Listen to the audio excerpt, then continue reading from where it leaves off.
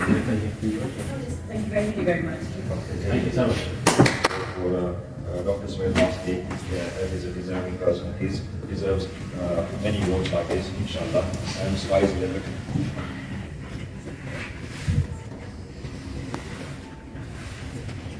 Okay. To represent His Majesty King Charles as a representative for the whole of Hertfordshire. And I know how difficult it is, or anybody would know how difficult it is. If you contact his office, and his secretary will tell you that there's 3 months notice you need to give us if you want to invite your friends. Honestly, I've been through those times, and first time I had to wait 4 months. And slowly I started building my relationship. With the secretary, you know me, how important it was. Now I said, well, we don't have 4 months to wait, and with Asian communities, we plan things overnight for next short notice. And she said, you do, plan things, very short notice. We need at least 3-4 months. So I reached out to Dr. Ismail, and he has told his secretary that every time I phone, please, contact me, let me know if my diary is available, my dates are available, and for myself, he said, I'm honored, and I will do my best. And I know how you get so many engagements over the weekend. You're every week doing engagements there, and you also represent Asian heritages, which makes us proud as for Asian community. So this is why we'd like to acknowledge your appreciation and services for the also Asian communities as well. But you represent not only Asians, but you represent as the royal family member. They represent everyone. And even once Her Majesty Queen was in the Commodore, especially you represent our community, and also we can reach out to you in those difficult times, and appreciate your efforts. So this is why we'd like to present this last award because with the mayor.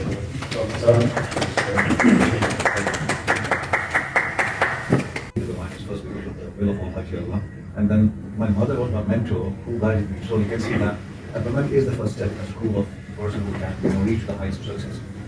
So secondly, what I have achieved in life is not my efforts. I think Almighty, wants to get something out of me and give me so many challenges. Yes, one thing is I like challenges in life. And you can imagine my hobby is skydiving, so you can understand what kind of person I am. Going to giving back, I think everybody has to have this kind of quality to return to the community, whether it is irrespective of your race, religion, color, or caste. So this is what we believe in everything that we are investing to here. I will cut short. I will come, I will focus on the women empowerment today. I think that was a very good point. I'll give an example. When I was in Kashmir many years back, it was unbelievable for me. Somebody told me there were some girls who does prostitution for the women. So it was very, news to me. I went to see those girls. I met them, and they said, yes, somebody's father has passed away, and there's nobody to look after them. So I started through my charity, which mother had been dedicated to my mom when she passed away. I started it in 1994. So I started some income generation units for these girls.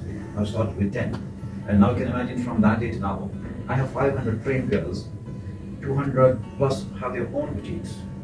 And we purchase the brands from them, clothes and and distribute to different parts of the world. So you can imagine from 3 or 4 girls to 500 qualified skilled workers this time, and they own the businesses as well.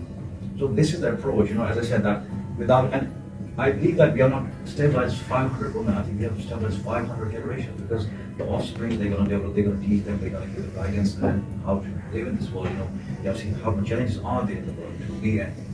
Likewise, this Turkey-Syria problem which has happened, we are sending female-only folk there to deliver the aid, and this was decided in recent years. There are people are doing operations for us many years, but our office, the girls were interested, so we are sending them. We got the preparations for them for the safety and everything. But we are so I think women are to be at the forefront, definitely. He gave them a lot of power. You were able to control the military forces. You could raise a militia. You could serve a meeting to someone if you felt that that's what it was, what was needed. So he gave them a lot of power, and they became his eyes and ears within the county. And I don't mean that as an underhand thing. It was an open thing for the people to be able to communicate with the monarch in an easy way. So the local Lord Lieutenant could carry the message, and vice versa. So if there's a message to be delivered from the monarch back down to the people, they were able to do it. And in the reign of Queen Elizabeth I, which is around the 1580s, when the Spanish Armada were arriving, she had actually established a Lord Lieutenant in every county. to make sure that if there was any kind of an invasion, they were able to deal with it locally.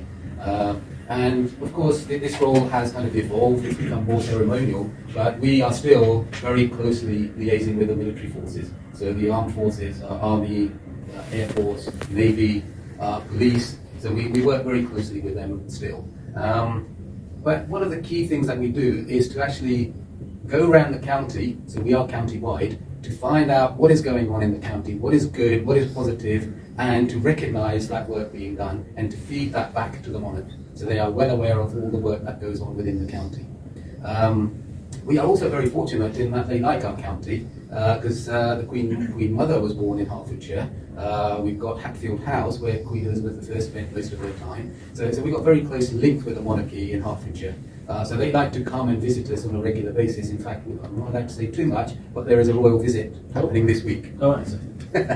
Okay, so we are quite fortunate in that we get 3 or 4 visits per year because we are a very diverse county. In fact, Watford is probably one of the most diverse cities in the whole of the United Kingdom. And you know, if you kind of look at the demographics and the ethnicity, I mean, you've got between 25 and 30%